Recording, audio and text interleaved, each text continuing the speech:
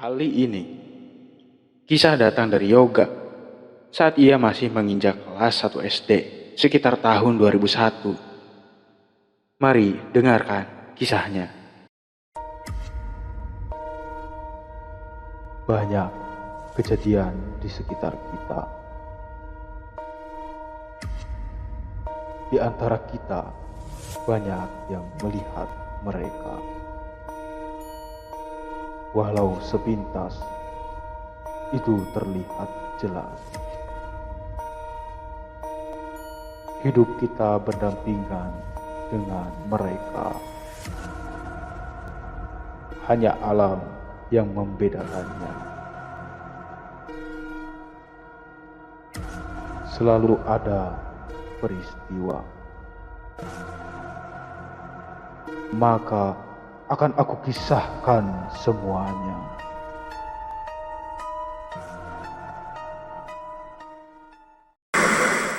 Jadi, cerita ini berawal saat Yoga masih sering menginap di rumah kakek dan neneknya saat itu.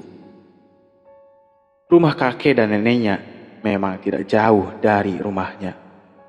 Hanya terhalang 3 rumah saja. Jadi, setiap malam Yoga pasti selalu menginap di rumah kakek dan neneknya itu. Yoga merasa di rumah kakeknya itu sangatlah menyenangkan karena bibi dan sepupunya juga tinggal di sana. Jadi Yoga selalu merasa betah untuk tinggal di sana. Dan orang tua Yoga juga tidak mempermasalahkan hal itu. Karena rumahnya juga dekat dan sekalian, Yoga juga dapat menemani kakek dan neneknya. Rumah kakek dan neneknya itu cukup luas dengan gaya bangunan zaman dulu. Maklum, rumah itu sudah berdiri sejak lama. Sumur tua pun terpampang jelas di samping rumah itu. Setiap malam seluruh penghuni rumah itu selalu berkumpul di ruang tengah untuk sekedar berbincang sebelum tidur. Yoga pun ikut berkumpul di sana dan asyik bermain dengan sepupunya. Hingga akhirnya Yoga pun mengantuk dan tidur di kamarnya. Kamar Yoga terletak persis di samping sumur tua itu. Selama itu, Yoga tak pernah menemukan hal-hal janggal. Namun kali itu, setelah Yoga tertidur, Yoga terbangun kembali saat larut malam dan semua orang telah tertidur. Yoga terbangun kembali oleh suara orang yang mengerek tali di sumur itu. Suara kerekan tali itu terdengar beberapa kali dan berlangsung agak lama. Saat itu Yoga tak menaruh curiga atau merasa takut akan hal itu.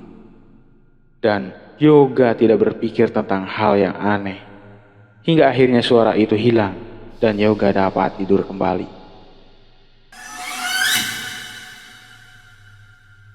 Keesokan harinya Yoga melakukan aktivitas seperti biasanya. Kala itu Yoga bermain kelereng bersama sepupunya di dekat sumur itu. Hingga satu saat Yoga melempar kelerengnya cukup kencang dan kelereng itu terlempar ke pinggiran sumur tua itu.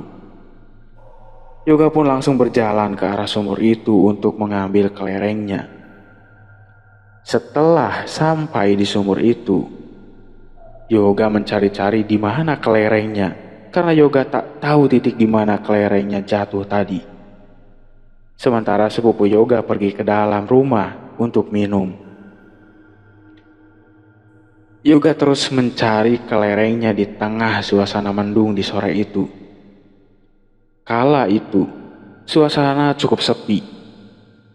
Sepupu Yoga pun belum kembali juga, dan di saat Yoga sedang mencari kelerengnya, Yoga mendengar suara kelereng yang dilemparkan dari belakang badannya. Yoga pun langsung berbalik, dan benar, kelereng itu masih menggelinding seperti baru saja dilemparkan oleh seseorang.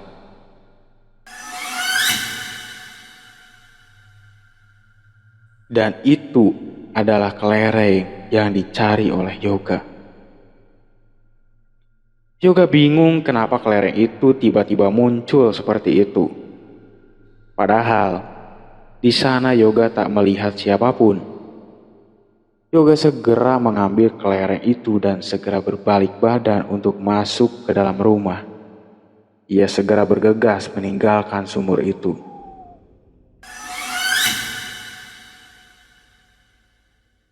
Di malam hari sebelum tidur, Yoga terus memikirkan kejadian tadi sore.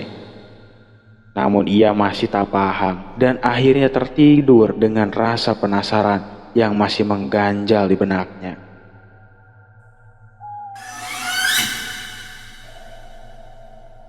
Kejadian malam kemarin terulang kembali, di mana Yoga terbangun kembali karena suara kerekan tali dari sumur itu terdengar lagi. Yoga terbangun dan memperhatikan suara itu. Dengan rasa penasaran, Yoga sedikit mengintip dari jendela kayu di kamarnya. Di sana, Yoga melihat sosok nenek yang Yoga pikir itu adalah neneknya. Yoga bertanya kepada sosok nenek itu untuk apa menimba air di malam hari. Tiba-tiba, sosok nenek itu terdiam dan beberapa saat kemudian melompat ke dalam sumur itu di hadapan Yoga. Yoga terkejut dan berteriak histeris dan segera berlari keluar rumah. Hal itu membuat seisi rumah terbangun. Yoga berusaha membuka kunci pintu rumah yang sudah mulai macet untuk dibuka. Kakeknya yang terbangun menanyakan apa yang terjadi pada Yoga yang terlihat histeris.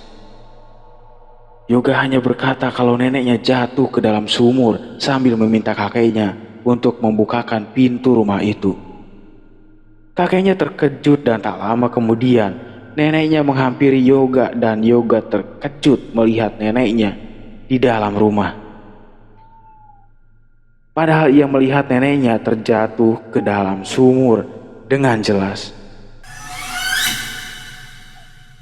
Neneknya berusaha menenangkan Yoga yang panik.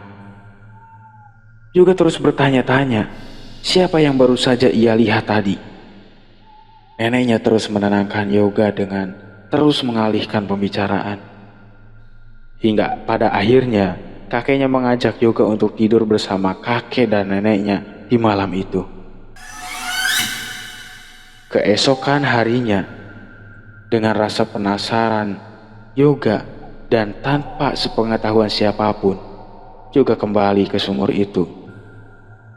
Yoga terus melihat ke dalam sumur itu karena penasaran dengan hal yang terjadi malam tadi.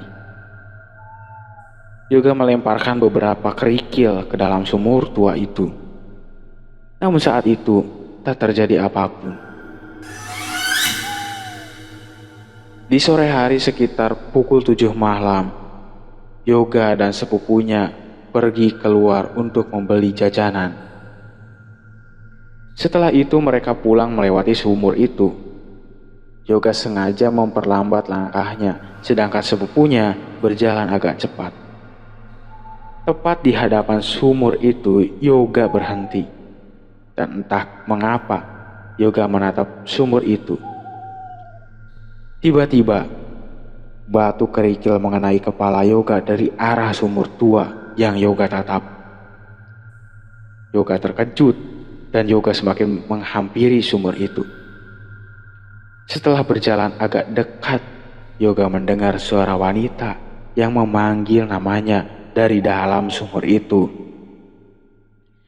Yoga semakin heran dan penasaran. Yoga terus berjalan dan mendekat ke arah sumur tua itu. Saat mendekat, Yoga melihat benda hitam yang menabrak dirinya. Seketika Yoga tak bisa melihat apa-apa. Yoga hanya bisa berjalan sempoyongan dan meraba-raba keadaan sekitar. Hingga akhirnya Yoga ditarik oleh seseorang. Dan seketika Yoga bisa melihat lagi. Dan ternyata Yoga sudah berada di bibir sumur itu. Jika satu kali lagi Yoga melangkah, maka Yoga akan tercebur ke dalam sumur tua yang dalam itu.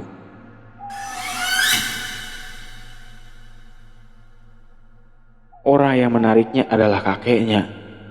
Kakeknya bertanya pada Yoga kenapa Yoga bisa sampai ke atas bibir sumur itu. Kakeknya mendengar suara gaduh di dekat sumur dan suara sepupunya yang terus memanggil-manggil Yoga, yang membuat kakeknya pergi keluar untuk melihat situasi. Sementara Yoga berkata bahwa ia tak bisa melihat apa-apa dan tak mendengar suara teriakan sepupunya itu setelah dihantam bayangan hitam. Kakeknya hanya menyuruh Yoga untuk segera masuk ke dalam rumah.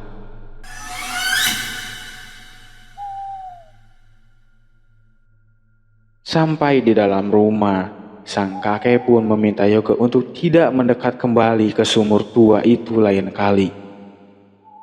Saat waktu menunjukkan pukul 10 malam, Yoga pun hendak tidur di kamarnya karena ia sudah mengantuk.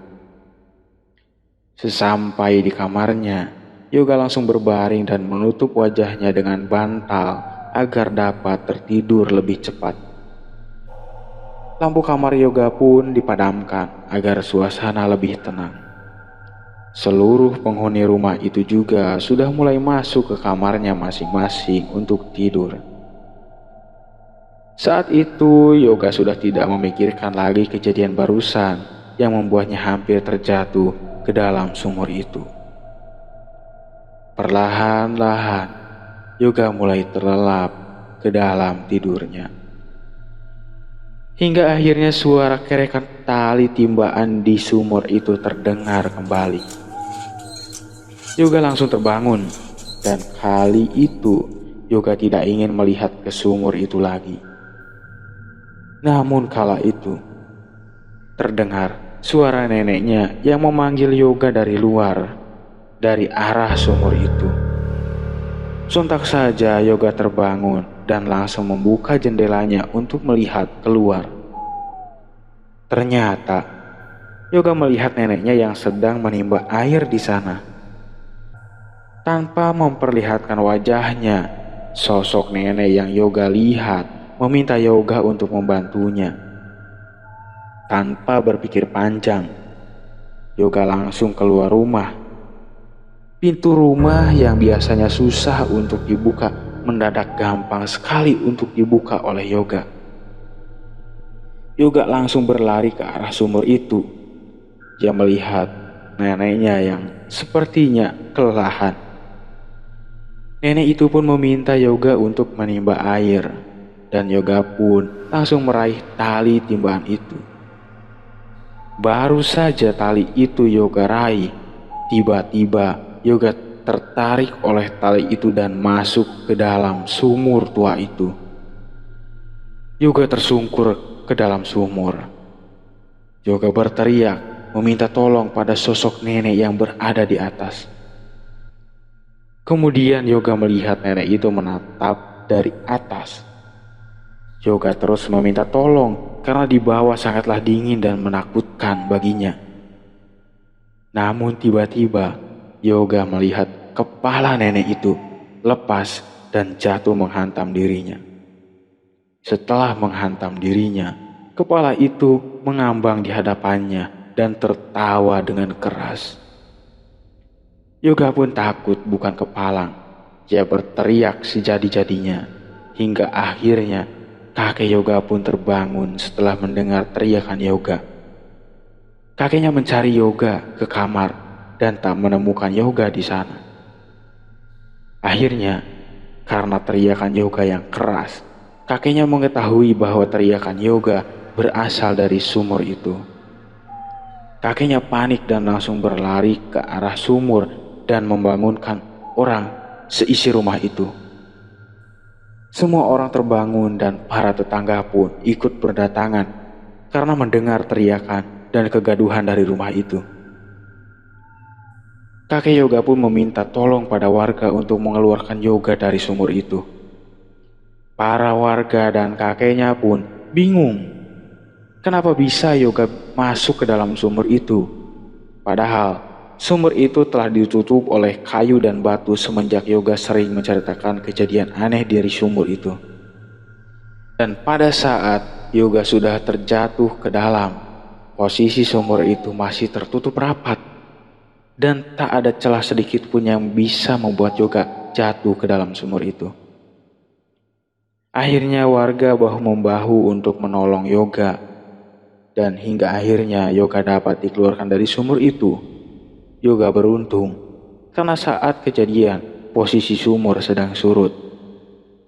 Keesokan harinya setelah kejadian itu, sumur tua yang angker itu pun ditutup dan diuruk agar kejadian itu tak terulang kembali.